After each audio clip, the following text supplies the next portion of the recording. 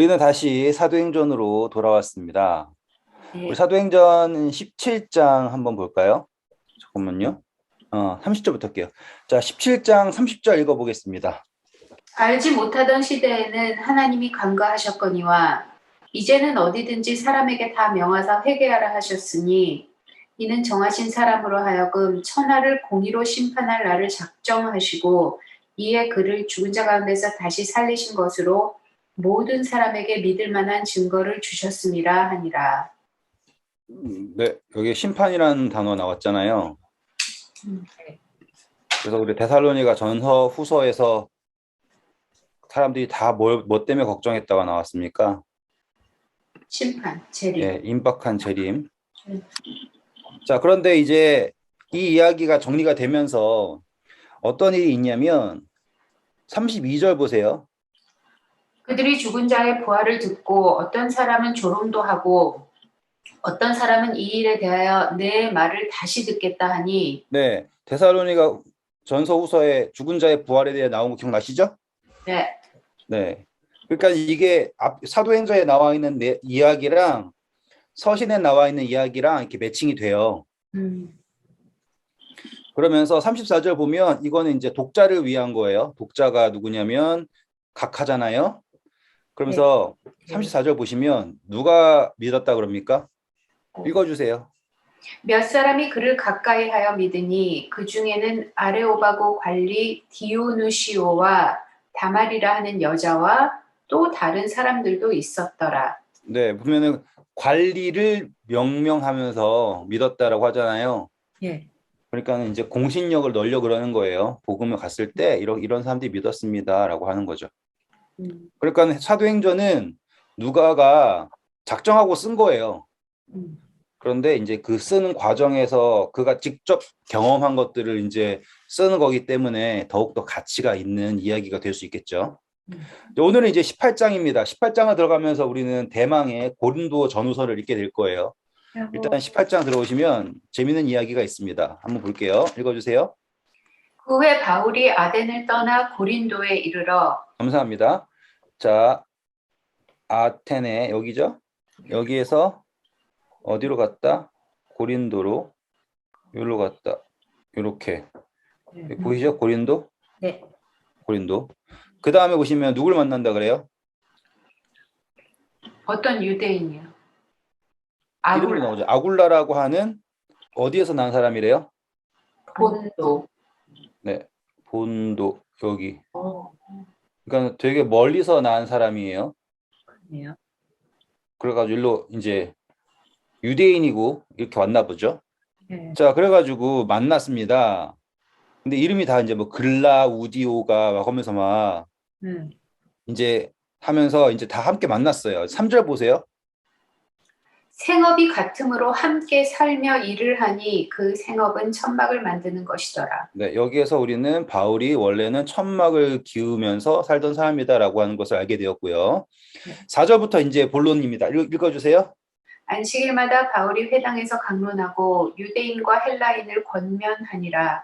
실라와 디모데가 마게도냐로부터 내려오매 바울이 하나님의 말씀에 붙잡혀 유대인들에게 예수는 그리스도라 밝히 증언하니 그들이 대적하여 비방하거늘 바울이 옷을 털면서 이르되 너희 피가 너희 머리로 돌아갈 것이요 나는 깨끗하니라 이후에는 이방인에게로 가리라 하고 감사합니다. 자, 여기서 보면 신라랑 디모데가 어디서부터 왔다 그래요?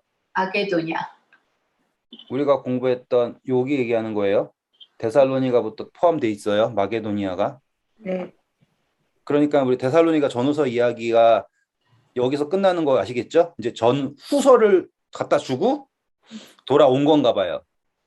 왜냐면 데살로니가 전 후서가 다 어디서 썼으니까 아테네에서 썼으니까. 네. 네. 근데 지금 고린도 옮긴 후죠. 그러니까 후서를 가지고 갔다가 이제 결과를 가지고 돌아온 거예요.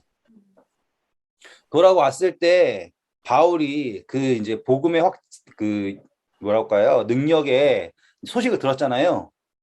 그걸 듣고 이제 감동이 된 거예요. 그러니까 5절 보시면 돌아오니까 바울이 이제 열정이 불타오르는 거예요.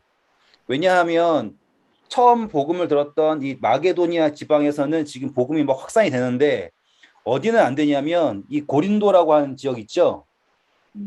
여기에서는 지금 너무 이게 힘든 거예요. 그래가지고 막 이제 열을 내면서 전도를 하게 된 거죠. 그랬는데 또 이제 누가 와서 해방을 놔요? 당연히 유대인이겠죠. 네. 그러니 이제 바울이 우리가 알고 있는 대로 영접하지 않으면 신발에 먼지를 털고 나간다. 그 말을 합니다. 그리고 이방인으로 갈 거야! 라고 얘기했어요. 네. 그래가지고 이제 7절 보시면 어떻게 나옵니까? 거기서 옮겨 하나님을 경외하는 디도 유스도라 하는 사람의 집에 들어가니 그 집은 회당 옆이라. 네, 이 디도는 우리가 알고 있는 디도랑 다른 사람이에요. 네. 그냥 디도예요. 그 당시에 디도란 이름이 흔하기 때문에 나온 거고요. 근데 여기서 중요한 거는 그 집이 어디 옆에 있다고요? 회당. 회당 옆에. 안식일마다 바울은 어디에서 설교하는데? 회당. 회당. 이제 이거 하기 전에 잠깐 이거 설명해 드리면 초대교회에서요 전혀 다툼이 되지 않았던 게 있어요. 안식일. 그게 뭐냐면 안식일이에요. 맞아. 안식일은 유대인이나 그리스도인이나 전혀 논쟁거리가 되지 않았던 주제예요. 네. 왜냐하면 너무나 분명하기 때문에. 이것이 논쟁거리가 된 것은 한참 후죠. 핍박이 시작되고 나서 기독교인들이 유대인들과 이제 구분되고 싶어서 한 거잖아요. 근데 그도 그럴 게 지금 사도행전 보면 로마 사람들이 핍박을 해요. 유대인들이 핍박을 해요. 유대인. 네. 갈라설만 하겠죠. 아, 아니 분명히 한 뿔인데 유대인들이 얼마나 열정적으로 핍박을 하냐고요. 근데 잘 생각해 보시면 유대인들이 뭘 가지고 있어요? 약속. 예언과 약속, 특별히 선민의식. 선민이라고 하는 의식을 가지고 있어요. 이거 정말 조심해야 되는 게 우리도 나무물이 많이 들어봤죠? 네. 아시겠어요? 그 누가 핍박하는 줄 아시겠어요, 이제? 남은 머리가. 예. 그 생각을 가지고 있는 사람들이요. 어쩔 수 없이 핍박을 해요. 왜냐하면 자기들의 아이덴티티가 깨지는 걸 당하잖아요. 그러면 핍박을 하기 시작하는 거예요. 맞아. 그게 제일 문제예요. 이거는 비단 우리들을 말하는 게 아니라요. 이 기독교가 세워진 이래 하나의 그냥 레파토리예요, 그냥. 맞아. 우리 루터가 종교개혁 하잖아요. 그렇죠?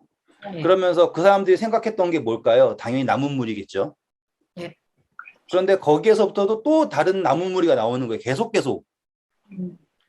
그래도 이제 천주교의 핍박이 싫어가지고 나온 사람들이 다시 또 이제 교리 싸움을 하면서 다시 또 핍박을 하는 게 이 역사잖아요. 네. 그래서 혹자는 뭐 칼빈이라는 사람이 어쩌면 더 많이 핍박을 했다라는 얘기도 해요. 네. 그러니까 그게 뭐냐? 어떤 착각에 우리가 나무물이다라고 하는 착각에 빠지면 하나님의 복음을 제일 열정적으로 막는 사람이 된다 이 말이에요. 고인물 되는 거예요. 네. 곧 썩는 거죠. 그러니까 역사의 반복이고 분명히 유대인들은 약속을 가지고 있고 모든 축복을 다 가졌지만 하나님을 안 보고 뭐만 보니까 자신들의 특질만 생각하다 보니까 그렇게 망가지게 된 거예요. 지금까지 계속 누가 핍박을 한다고요? 유대인들이 핍박을 해요. 앞으로도 끝까지 계속 그러고 있죠. 사도행전에서. 네. 그래서 복음이 어디로 가냐면 복음을 선민의식이 아닌 그렇죠? 예수님을 받는 사람들에게 간다로 간 거예요. 자, 여기까지 이해되셨죠? 네. 그래가지고 이제 회당에서 열정적으로 다시 이제 복음을 전합니다. 8절 보세요. 또 회당장 그리스보가 온 집안과 더불어 주를 믿으며 수많은 고린도 사람도 듣고 믿어 침례를 받더라. 감사합니다. 자, 회당장이 받았다가 중요한 거예요. 제가 선교하면서 가장 인상 깊었던 게 뭐냐면 교회를 통째로 개종시킨 거였어요. 그거를 한 3번 정도 했거든요. 와. 근데 의미가 없어요. 그때는 정말 좋았어요. 마치 무슨 정복 전쟁 가가지고 승리한 것 같은 그런 느낌. 그래서 막 이번에 가가지고 전도회를 해가지고 거기에 이제 개신교 목사인데 그 목사가 자기 교회를 가지고 있는데 제가 복음을 전해가지고 그걸 깨닫고서는 온 교회가 돌아왔습니다. 이렇게 하는 거를 저는 자랑처럼 여겼어요. 왜냐하면 성교 바울에 나온 성경 비슷하잖아요.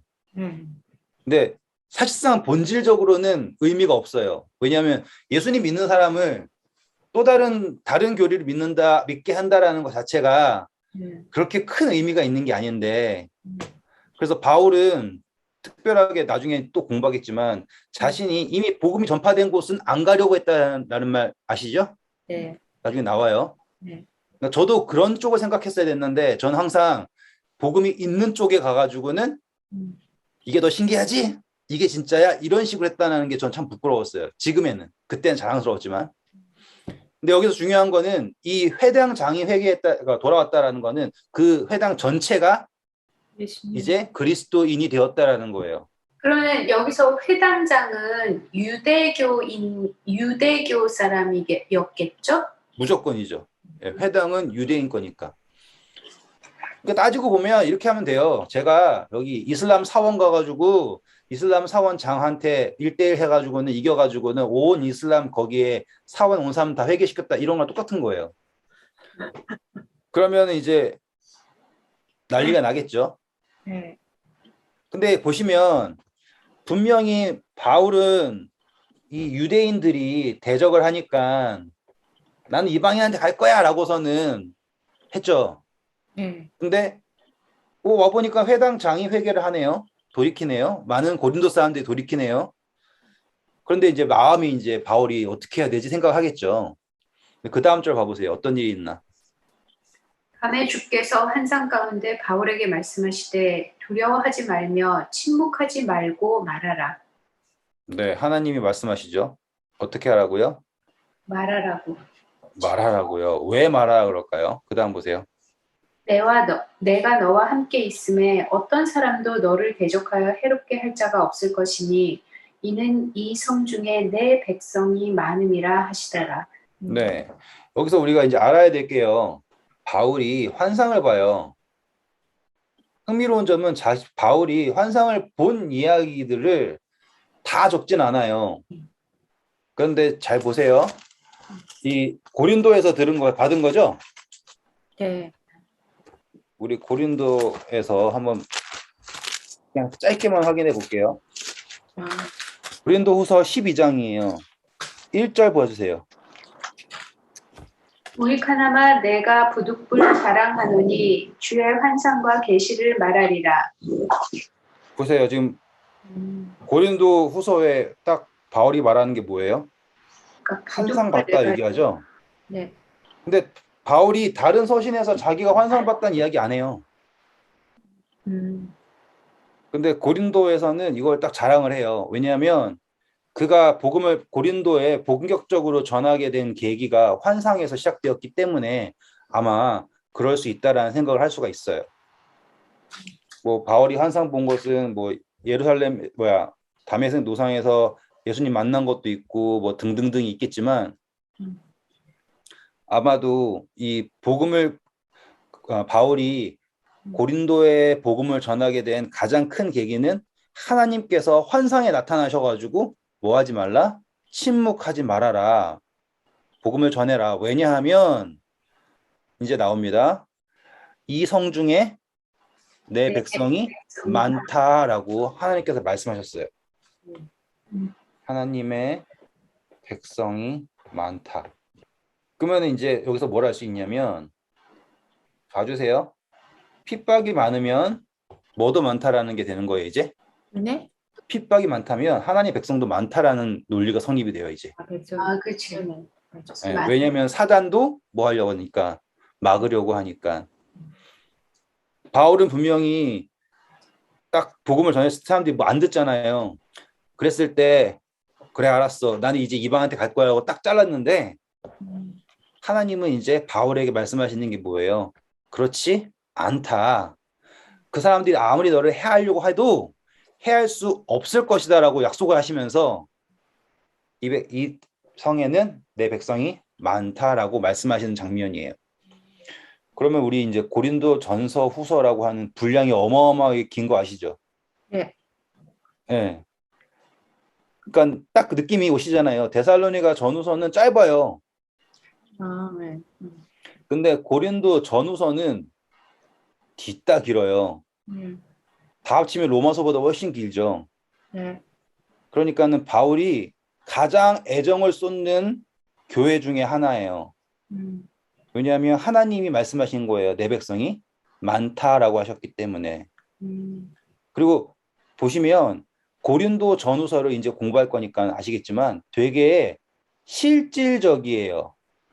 음, 교리적이라보다는 이렇게 하는 게 좋다, 저렇게 하는 게 맞다. 그 모든 것들, 예를 들어서 뭐 방언부터 성령의 은사, 뭐 여러 가지 있잖아요. 그런 것들의 대부분이 다 어디에 나오냐면 고린도 전후서에 나와요. 음, 그런 거 보면 진짜로 바울이 고린도 교회의 애정이 엄청나게 많았다라는 걸 볼 수 있다라는 거죠. 완전히 로마서랑 완전히 다른 책같처럼 나와요. 로마서에 있는 이야기는 정말로 믿음으로 말미암아 의라는 것이 어떻게 되며 이것의 쫙 개념이 나오잖아요, 다. 근데 고린도전서 후서는 진짜로 실용적인 교회를 위한 서신이라고 보면 될 정도로 그 모든 것이 딱 정립이 돼요. 분명히 그냥 고린도, 예, 말씀하세요. 그러면 데살로니가 마게도냐 고린도 이런 데는 이방 나라죠? 그렇죠. 지도 보시면 완벽하게 이방이죠. 네, 근데 유대인이 그냥 거기서 회당도 짓고 이렇게 모여 살고 있는 거죠, 그냥. 다 뿔뿔이 흩어졌으니까. 오케이. 그게 하나님의 계획이에요. 음, 복음이 전파되게 이미 다 털을 잡아 놓은 거예요. 음, 사실상 유대교를 위해서 털을 잡았지만 하나님은 그것을 그리스도의 복음을 위하여 사용하시는 거잖아요. 그러니까는 다 하나님의 뜻은 우리가 생각하는 것 이상의 계획이 있는 거죠. 자, 아무튼 이제 확실하게 이해되셨죠? 고린도에 대한 바울의 사랑이 네. 정말로 극진하다라는 거를 오늘 꼭 아셔야지 돼요. 네. 그래야지 우리가 고린도 전후서 들어갈 때, 야, 이래서 이런 거구나라는 걸 알 수 있으니까. 자, 또 가볼게요. 그래서 바울이 얼마 동안 있다고 합니까? 11절 보세요. 1년 6개월을 머물며 그들 가운데서 하나님 말씀을 가르치니라. 네. 긴 시간이죠. 네, 네, 1년 6개월. 우리도 1년 6개월 했나요? 지났어요. 벌써 지났어요? 네. 와, 오래 하긴 했네요. 바보 자, 같다. 그랬더니 이 12절 봐보세요. 갈리오가 아가야 총독되었을 때 유대인이 일제히 일어나 바울을 대적하여 법정으로 데리고 가서 말하되 이 사람이 율법을 어기면서 하나님을 경외하라고 사람들을 권한다 하거늘 바울이 입을 열고자 할 때 갈리오가 유대인들에게 이르되 너희 유대인들아 만일 이것이 무슨 부정한 일이나 불량한 행동이었으면 내가 너희 말을 들어주는 것이 옳거니와 만일 문제가 언어와 명칭과 너희 법에 관한 것이면 너희가 스스로 처리하라. 나는 이런 일의 재판장이 되기를 원하지 아니하노라 하고 그들을 법정. 감사합니다. 자, 여기 보시면 우리가 이 갈리오라는 사람이 등장을 하는데요. 뭐 저도 이거를 다 알 수 있는 사람이 아니죠.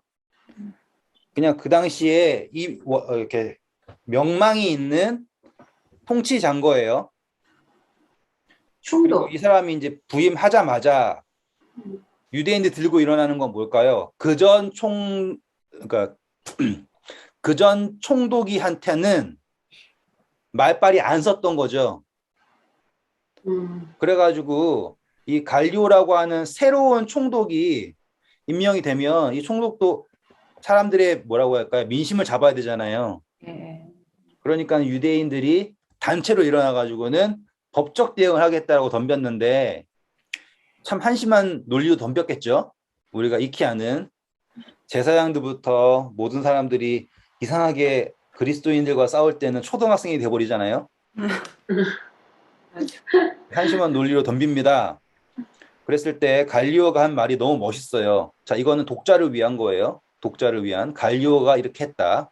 그게 뭐였어요? 이 문제가 만일 언어와 명칭과 너희 법에 관한 것이며 이라고 하잖아요. 그러니까 이거는 뭐 할 가치가 없는 거다. 법적 대응을 할 가치가 없는 거다. 왜냐면 이거 너네 전통에 관한 문제니까 하고서는 다 쫓아내 버렸어요. 그랬더니 이제 사람들이 자기 법으로 하려고 그러죠. 예. 그래가지고 17절 봐주세요. 모든 사람이 회당장 소스데네를 잡아 법정 앞에서 때리되 갈리오가 이 일을 상관하지 아니하니라. 네. 지금 보시면 8절 보면 회당장 이름 누구예요? 그리스도 그리스보 그러면 17절에는 누구예요? 소스되네. 소스데네 바뀌었네. 다른 사람이죠. 예.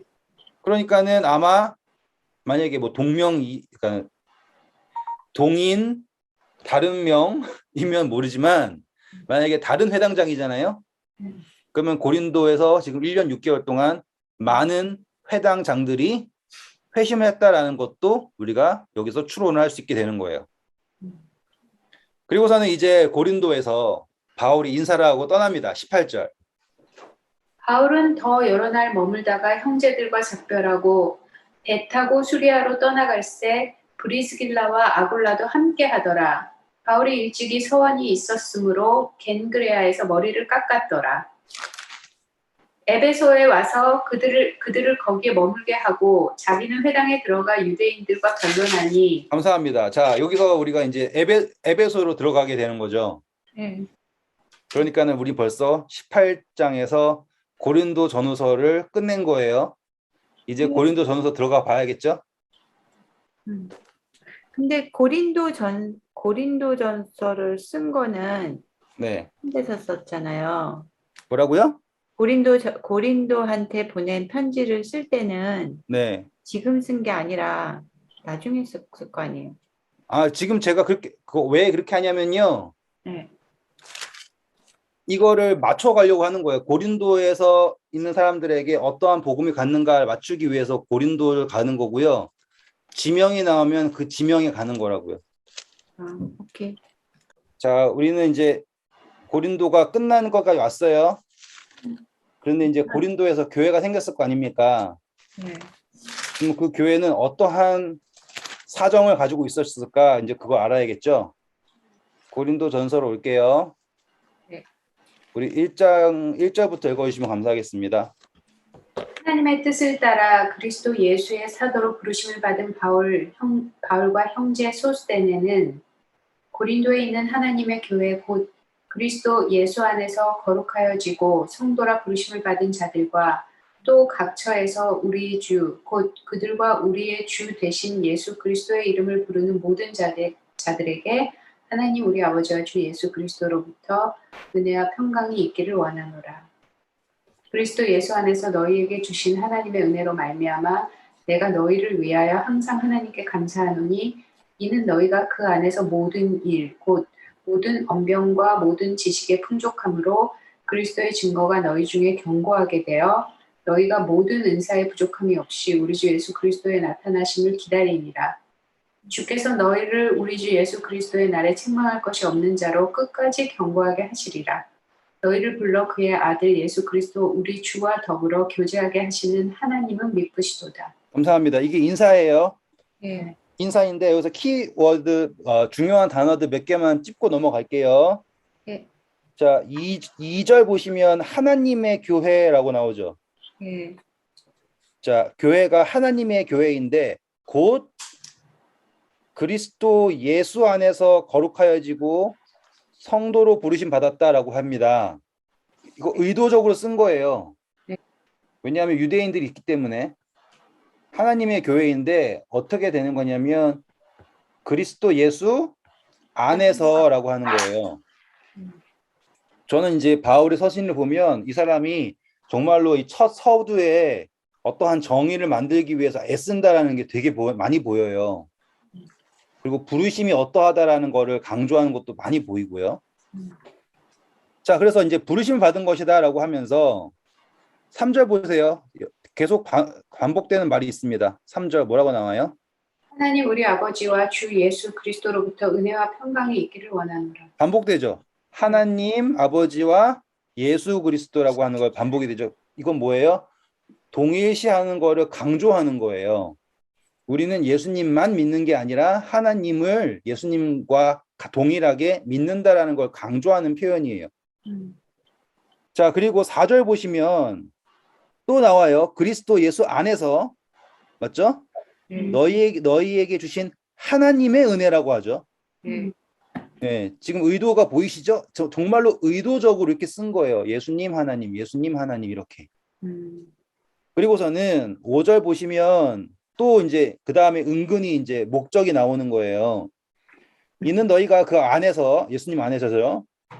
모든 일이라는 범위가 나왔어요. 곧 모든 언변과 모든 지식의 풍족함으로 그리스도의 증거가 너희 중에 견고하게 되어 라고 나오죠. 이것만 봐도 우리 갈라디아서 공부할 때 나한테 예수 그리스도의 증거가 있다, 흔적이 있다라는 거가 뭐 상처가 있다라는 게 아니라는 거 아시겠죠? 네. 자, 그러면서 보시면 언변 지식 나오죠. 그 이야기는 뭐라는 뜻이에요? 논쟁이 있었다라는 뜻이에요, 지금. 그리고 7절 보시면 너희 모든 은사라고 나오죠. 그러면 이것도 개념이 그 사람들에게 혼동이 있었다라는 표현이에요. 그리고 부족함이 없다라는 말이 나오죠. 그러면 그 사람들이 어떠한 생각을 가지고 있다라는 거예요. 즉 은사가 어떠하다라는 거에 대한 혼동이 있다라는 거잖아요. 네? 혼동? 예, 은사가 많냐 적냐. 왜냐하면 고린도전서에 보시면 이제 후반부에 가면 성령의 은사 같은 거 설명 계속한단 말이에요. 아, 그러니까 그 사람들은 지금 그러니까 고린도 교회에는 일단은 첫 번째가 뭐냐면 하나님과 예수님이 한 분인가라는 거에 대한 혼돈이 있는 거예요. 유대인이 있으니까.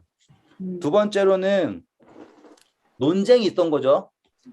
또 뭐가 있는 거예요? 이제 은사에 대한 질문이 있는 거예요. 그러니까 서론에 이미 인사에 바울이 나 이걸 다 이야기할 거야 라는 거를 다 함축적으로 말하고 있다 이 말이죠. 왜냐하면 8절 보세요. 주께서 너희를 우리 주 예수 그리스도의 날에 책망할 것이 없는 자로 끝까지 견고하게 하실 것이다 라고 하죠. 누가 하신다라는 거예요? 내가 하는 거예요? 하나님께서 하신다는 거예요? 하나님께서. 네, 그렇게 얘기하고 있어요. 왜냐하면 9절 너희를 불러 그의 아들 예수 그리스도 우리 주와 더불어 교제하게 하시는 하나님은 미쁘시도다. 또 나오죠. 하나님, 예수님. 이제 서론에서 이미 바울이 무슨 말 할지를 다 알게 되었어요.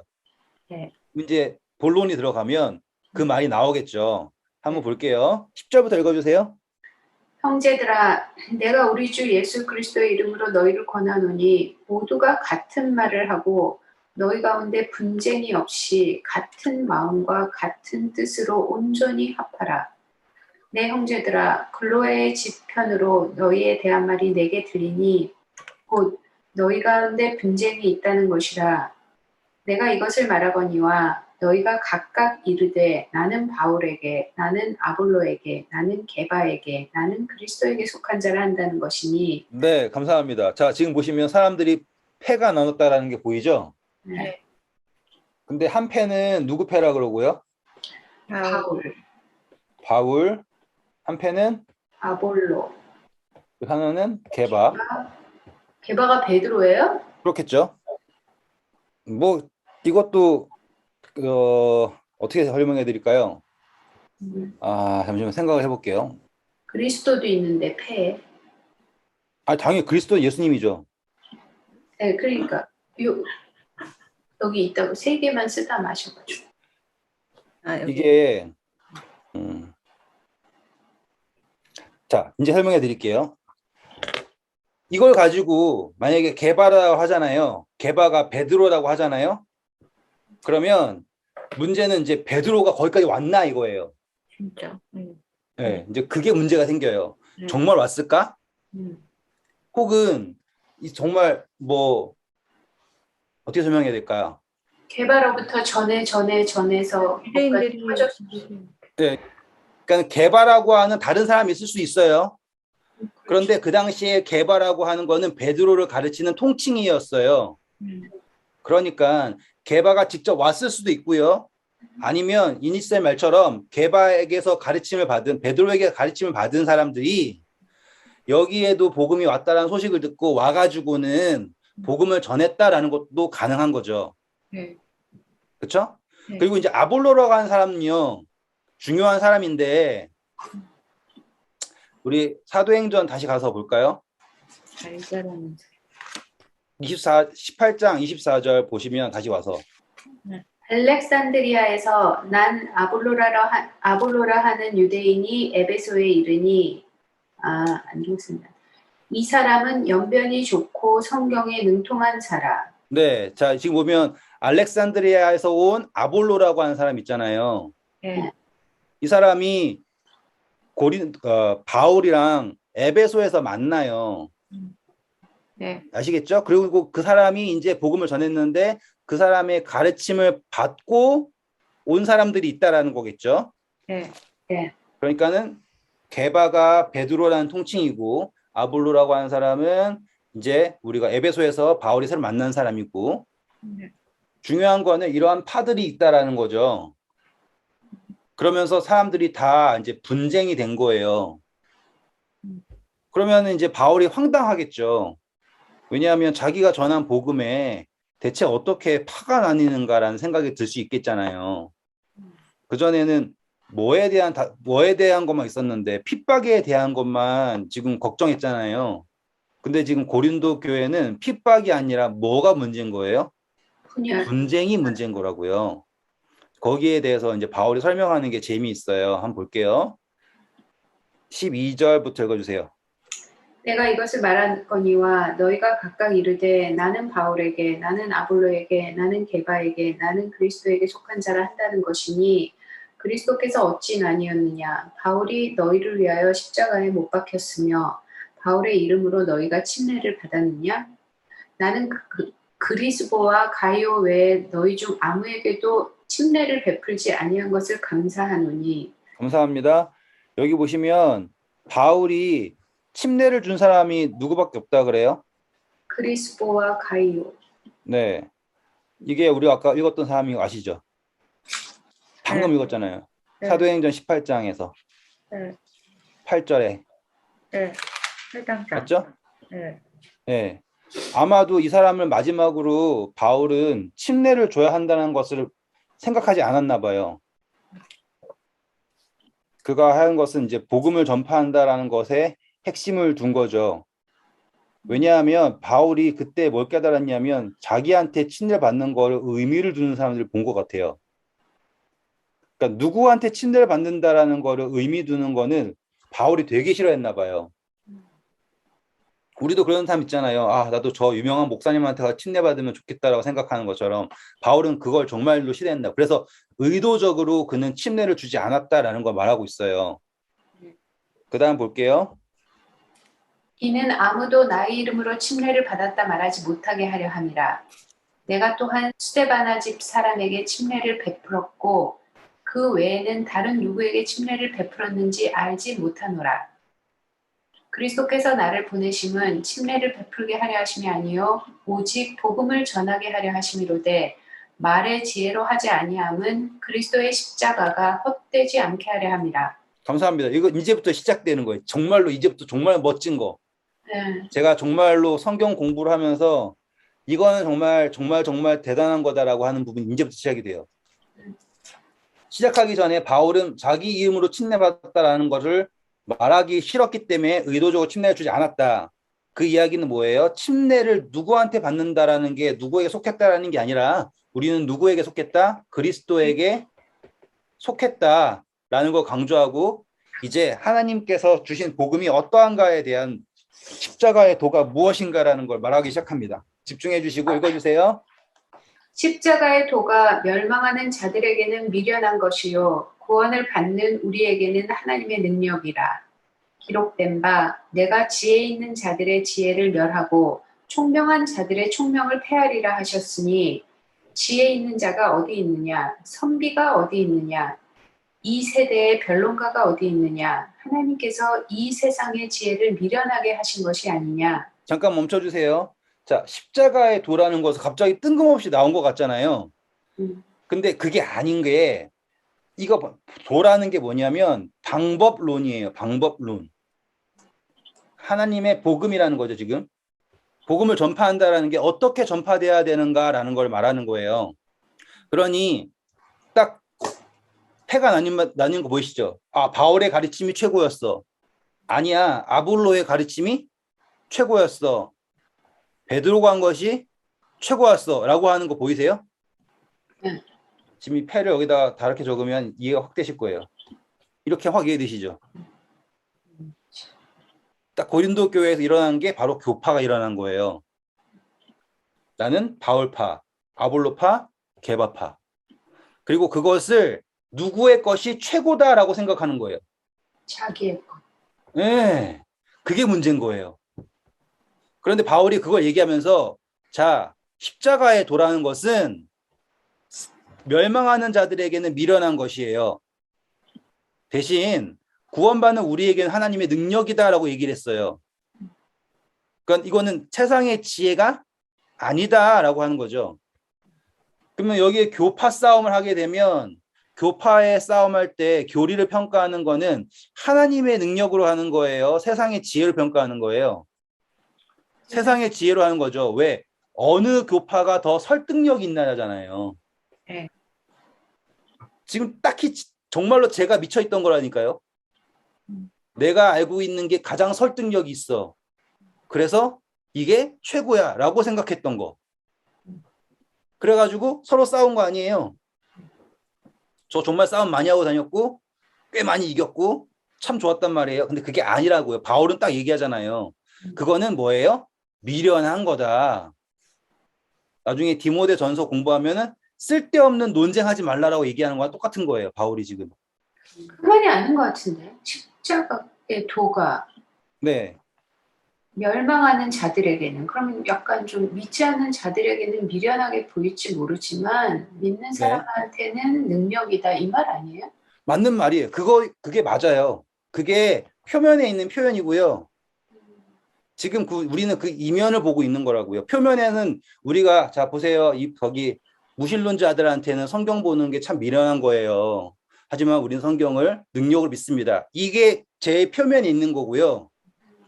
실질적으로 그 이면에 있는 거는 이러한 파들이 있단 말이에요. 근데 그 파들이 어떻게 성장을 하려고 하냐면 세상에 있는 논리랑 설득력으로서 하려고 한단 말이에요. 왜냐하면 그게 교리라고 하는 성격으로. 그래서 나는 지금 바울에게 속했다. 나는 바울의 가르침을 따른다. 나는 아볼로에게 속했다. 나는 아볼로의 가르침을 따른다. 이해하시겠죠? 어떤 사람은 난 다 싫어. 나는 아무것도 안 따르고 난 예수님 믿는 사람이야. 이렇게 했다고요. 지금도 똑같은 일이 있잖아요. 그렇죠. 예, 그 당시 생긴 게 똑같은 거예요. 일단은 사람이 많아지니까 고린도 교회에 대해서 하나님이 뭐라고 하셨어요? 여기에 나의 백성이 많다라고 했잖아요. 고린도 교회에 정말 사람이 많았나 봐요.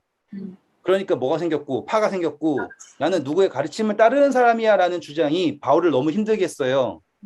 왜냐하면 사람들이 그거를 무엇으로 평가를 했냐면 세상의 지혜, 설득력으로 했단 말이에요. 능력이 아니라. 그래가지고 어떤 사람이 가르치는 거는 아예 어리석은 거야. 이상한 거 좀 약간 들떨어진 논리야 라고 얘기를 하고.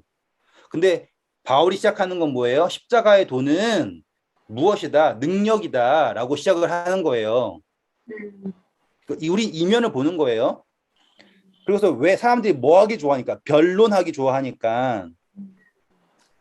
그래서 19절 보시면 기록된 바 내가 지혜 있는 자들의 지혜를 멸하고 총명한 자들의 총명을 폐하리라 하였으니 지혜 있는 자가 어디 있느냐? 선비가 어디 있느냐? 이 세대의 변론가가 어디 있느냐? 하나님께서 이 세상의 지혜를 뭐하다 했다고 합니까? 미련하다고. 미련하다라고 했단 말이에요. 그러니 세상에 있는 설득력을 가지고 하나님의 복음을 아무리 세우려 해도 그 복음은 어떻게 된다? 미련해진다라는 거예요. 생각을 해보세요. 지금 바울이 그러한 배경이 없이 이 고린도 교회한테 이 편지를 보냈잖아요. 만약에 고린도 사람들이 잘 믿고 있어요. 하나님 말씀 잘 믿고 있는데 세상 사람들은 이걸 미련하다라고 한다면 어떤 상황이 전제가 되었을 때 그 이야기를 할까요? 사람들이 교회를 무시하고 있습니다 라고 하는 이야기든지 사람들이 교회를 핍박하고 있습니다라고 한 이야기가 나오면 이 십자가의 도야가 멸망한 사람들에게는 미련한 거다라는 표현이 나올 수 있어요. 네. 근데 이 이야기가 어느 것 다음에 나왔어요. 분명. 파가 나뉘어졌다라는 이야기 다음에 나왔다라는 거는 바울의 의도가 뭐에 가깝다라는 거예요. 지금 하나님의 복음에 세상의 지혜를 넣고 어떤 게 더 그럴듯하다고 다툴 이유가 없다라는 논리라는 거죠. 네. 됐죠? 네. 그래서 21절부터 읽어주세요. 하나님의 지혜에 있어서는 이 세상이 자기 지혜로 하나님을 알지 못하므로 하나님께서 전도에 미련한 것으로 믿는 자들을 구원하시기를 기뻐하셨도다. 감사합니다. 저 너무 제일 좋아하는 거예요. 저가 선교를 하면서 살아남을 수 있었던 게 계획을 안 했어요. 이렇게 말하면은 참 무책임하다라고 생각이 들 수 있지만 만약에 제가 계획을 했잖아요. 그럼 저 선교하러 못 갔어요. 맞아. 왜냐하면 선교할 때 필요한 모든 것들 있잖아요. 최소한 영어 성경이라도 들고 갔어야 되는데 전 한글 성경 들고 갔단 말이에요. 큰 성경도 아니고 포켓 성경 요만한 거, 손바닥만한 거. 왜냐하면 저는 가서 전도를 할 생각이 없었어요. 가서 그냥 봉사활동하다가 올 생각이었단 말이에요. 그랬는데 일단 가니까 하나님께서 일을 만드시고 저 진짜 1년 동안 영어 성경 안 피고 한글 성경으로 설교했어요. 한글 성경을 읽고서는 제 말도 안 되는 영어로 번역을 해가지고 말을 하면 옆에 있는 통역자가 제 말도 안 되는 영어를 자기네 말로 일단 성경 장절은 똑같으니까 얼마나 어리석어요. 진짜로 따지고 보면 만약에 제가 지금 누군가가 저처럼 선교가 나간다 그러면은 전 말릴 거예요. 그렇게 하면 안 된다고. 그러니까 그거는 제가 지금 이제 나이가 들어서 그런 건지 모르지만 지금 그 당시에 사람들이 뭔가 지혜로운 걸 하고 싶은 거예요, 지금. 어떻게 하면 이게 정말 합리적일까라고 하는 것처럼. 근데 바울이 말하는 게 뭐냐면 하나님 지혜는 세상이 뭘로 알 수 없다 그래요? 자, 세상의 지혜로. 그렇죠. 하나님의 지혜랑 세상의 지혜는 절대로 같을 수가 없다. 그리고 복음이라는 거는 어쩌면 뭐의 미련함으로 전해지는 것이다? 전도의 그러니 전도라고 하는 것이 어떠한 방법론으로 세상의 지혜로서 성립이 되는 것이 아니다라는 거예요. 너무너무 멋진 말이라니까요. 그리고 저는 이거를 읽으면서 와 정말 맞구나. 내가 이렇게 복음을 전하고 있는 게 막 정말로 지혜를 가지고 어떠한 뭐 예?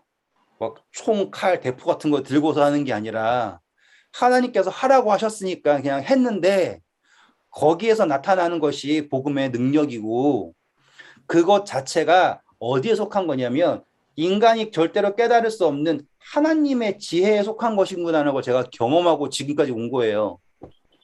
그러니까 정말로 저는 이 말 너무너무 사랑해요. 하나님의 지혜에 있어서는 이 세상이 자기 지혜로 하나님을 알지 못하므로 하나님께서 전도에 미련한 것으로 믿는 자를 구원하시기를 기뻐하셨다. 너무너무 좋아하는 말이에요. 그런데 보시면 3장 가보실까요? 3장 19절 읽어주실까요? 이 세상 지혜는 하나님께 어리석은 것이니 기록된 바 하나님은 지혜 있는 자들로 하여금 자기 꾀에 빠지게 하시느니라 하였고 네. 지금 보시면 바울이 앞으로 계속 뭐에 대해 이야기하고 있는 거예요? 이 세상의 지혜에 대해서 얘기하고 있어요. 그러면 지금 고린도 교회 사람들이 뭘 계속 적용하고 싶은 거예요? 이 세상의 지혜를 하나님의 지혜에 접목시키려고 하는 거예요. 똑같지 않아요? 오늘 우리 교회에 가면은 예? 아 이거 최고입니다 하고서는 뭐 가져와 가지고는 밖에서 뭐 하니까 그거 들고 와 가지고는 이걸 전도에도 접목시켜 가지고 이렇게 하면 잘 될 겁니다 라고 하는 거 지금도 하고 있잖아요. 네. 되게 그럴듯하고 그 당시에 똑같은 거 했단 거예요. 근데 바울은 그거에 대해서 그렇지 않다라고 얘기하고 있다고요. 그러니까는 저는 바울이 이 얘기를 하는 거에 대해서 전적으로 동감을 해요. 전적으로. 복음은 어쩌면 미련하게 하는 게 복음 전파지, 정말로 그럴듯한 모양을 잘 갖춰가지고 하는 전도는 어떠한 행사는 할 수 있지만 전도는 할 수가 없어요. 왜냐하면 전도라고 하는 것은 성령님께서 일하시는 사람들에게 찾아가서 하는 게 전도였잖아요. 네. 근데 우리는 어떻게 한 거예요? 지금 불특정 다수한테 그럴듯한 복음을 전파하자가 우리의 전도가 되어버렸잖아요. 네. 그게 뭐에 맞는 전도가 된 거예요? 세상의 지혜에 맞는 전도가 된 거죠. 그러니까 막 정말로 멋지고 커다란 교회에서 정말로 유창하게 설교하시는 분들 설교 들어보셨죠? 그러면 듣고 있으면 너무 편해요. 어디에도 걸기적거리는 뾰족함도 없고요. 그냥 괜찮아, 너는 잘 될 거야, 하나님이 널 사랑하셔, 이렇게 해서 쏙 하잖아요. 가면은 그냥 마음의 평화 이렇게 되는 것 정도로. 복음이 그렇게 된 거잖아요. 왜? 세상의 지혜에 맞춰서. 저 여기서 설교법 배우는데, 설교법 배울 때, 설교하실 때 제일 처음에 웃긴 이야기, 사람들의 마음을, 아시잖아요. 그럼 뭐예요? 여기서 나오는 대화법이라든지 그런 거를 다 적용시켜가지고, 뭐, 목소리는 어떻게 해야지 설교가 되고, 서론, 본론, 결론, 여기에서는 몇 개의 성경절이 들어가야 되고, 레퍼런스 어떻게 가져와야 되고, 이게 뭐예요?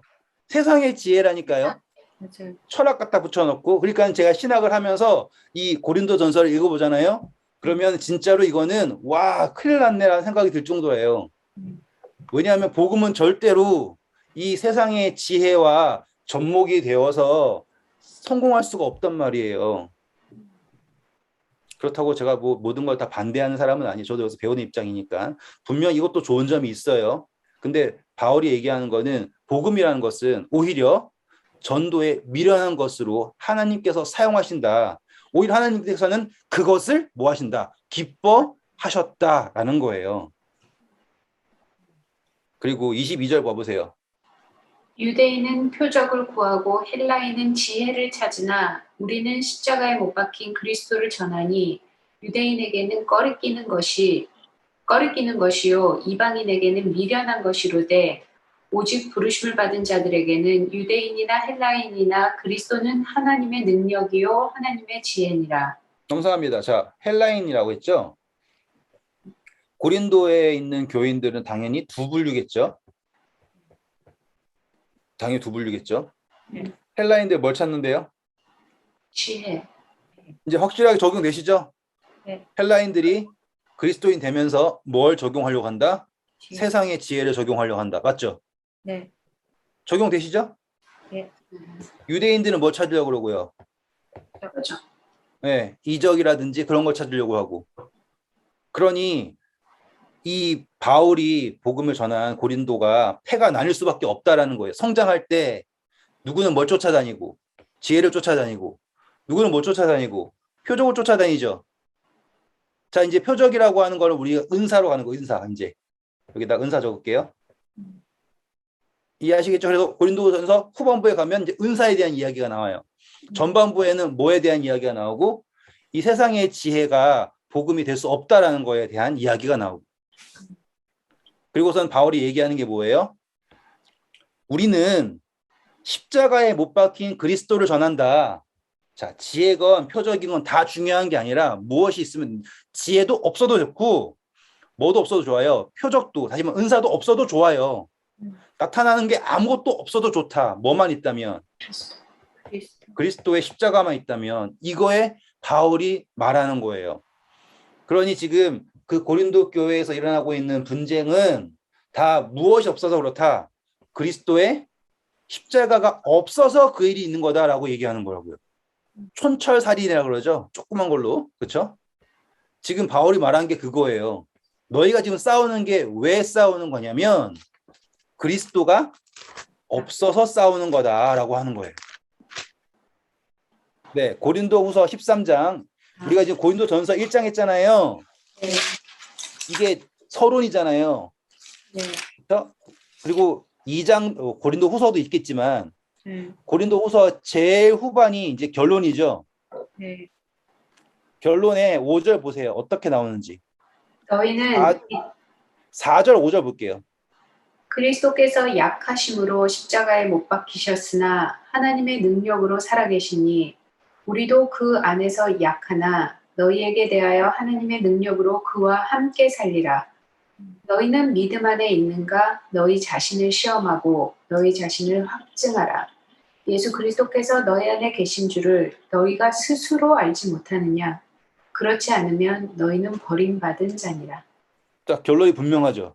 네. 약하나 그리스도 안에서 강하다. 너희가 스스로 어떻게 강해지려고 세상의 지혜, 뭐 은사 이런 걸로 아무리 해도 의미가 없다. 너희가 스스로 너희 안에 누가 계신 것을, 예수 그리스도께서 계시는 것을 스스로 확정하지 못한다면 너희들이 하고 있는 논쟁, 너희들이 하고 있는 모든 것 다 의미가 없다라고 이야기하는 게 지금 고린도전서, 고린도후서, 다시 말하면 바울이 고린도에게 편지하는 모든 것의 핵심이에요. 그러니까 따지고 보면 우리 다 읽은 거예요, 벌써 지금. 이것만 알아도. 그리고 이제 이 후반부로는 지금 다 바울이 고린도 교인들에게 실질적으로 이것을 어떻게 이해해야 하며 어떻게 적용해야 하는지를 항목별로 정리해요. 천재예요. 정말로 잘해요. 우리 갈라디아서 보면서도 와, 정말 천재다 그랬잖아요. 이분은 이제 교회 성장이라든지 교회를 어떻게 하는 거에 대해서 정말로 천재적으로 정리를 해놨어요. 일단 서론부터 너무 깔끔하잖아요. 네. 예. 제가 썼으면 너네 왜 그러냐 막 신질부터 냈을 건데 이 바울이라는 사람은 그 인사부터 앞으로 할 이야기가 모든 게 다 포함되어 있고, 그쵸? 마치 이방 사람들한테는 아닌 것처럼 얘기하지만 실질적으로 너네가 지금 그리스도의 능력이 없는 거다. 십자가의 도가 너희가 없는 거다라는 걸 착 나타내면서 이야기를 전개하고 있잖아요. 그쵸? 자, 이제 25절부터 읽으면서 끝낼게요, 이제. 하나님의 어리석음이 사람보다 지혜롭고 하나님의 약하심이 사람보다 강하니라. 형제들아 너희를 부르심을 보라. 육체를 따라 지혜로운 자가 많지 아니하며 능한 자가 많지 아니하며 문벌 좋은 자가 많지 아니하도다.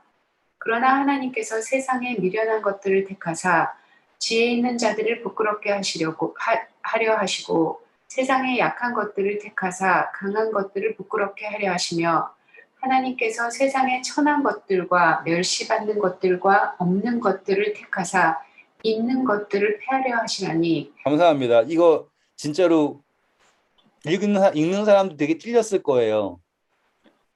왜냐하면 그 사람들이 나는 뭐 아볼로파, 나는 게바파 했던 사람들이 잘난 사람들이 없다 이거예요. 그렇죠?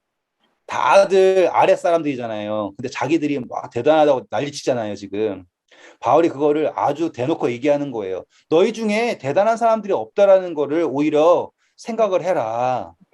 하나님께서 너희들 택하신 것은 약한 것을 강하게 하기 위한 거지 너희가 스스로 강해져서 어떠한 것을 하게 하려고 하신 것이 아니다라는 걸 말하고 있는 거예요. 읽으면서 사람들이 참 기분이 별로였을 것 같아요. 그러면은 바울이 이런 식으로 좀 돌려까기 같은 거를 했다는 거예요? 돌려가기에 확실한 거예요, 이건. 아 진짜? 네, 확실하게. 너희 중에 뭐가 없다 그랬어요. 형제들아 너희 부르심을 봐라 하고선 육체를 따라 지혜로운 자가 많지 아니하며 라고 하잖아요. 능력 있는 사람도 많지 않다. 왜냐하면 바울이 복음을 전하고 왔으니까 그 사람들이 어떠한지 알잖아요. 여기서 그 말을 했구나. 근데 그런 와중에 스스로를 다시 세상의 지혜로 높이려고 하면 맞아. 세상에서 원래 지혜로웠던 사람들이 훨씬 많을 거 아닙니까? 저는 그게 제일 걱정이에요. 여기서 막 창조과학 배우고 막 그런단 말이에요. 그리고 과학자들이랑 여기서 창조과학 일주일에 1시간씩 수업 들은 거 가지고서는 논쟁하라고 가르쳐줘요. 논리 이렇게 하면 된다는 둥 막. 저 그러면은 와, 어떻게 해야 될까 걱정이에요. 왜 고린도전서 보면 그게 아니라고 말하잖아요. 확실한 근데 거는 제가 이게 이 바울파, 아볼로파, 게바파 막 이런 게 있는 거 이게 살짝 드는 생각은 만일에 이 사람들이 아볼로도 없고 그 게바도 없고 바울한테서만 들었으면 문제가 없었을 텐데, 그죠? 아니죠. 아니면 결국에 또 생기죠. 자기네들끼리 결국에 생겨요. 생기나? 예. 어쩔 수가 없어요. 계시록에 보면 다시 또 이세벨 나오고 뭐 다 나오잖아요. 어쩔 수 없이 사람들은 파가 나뉘게 되어 있어요.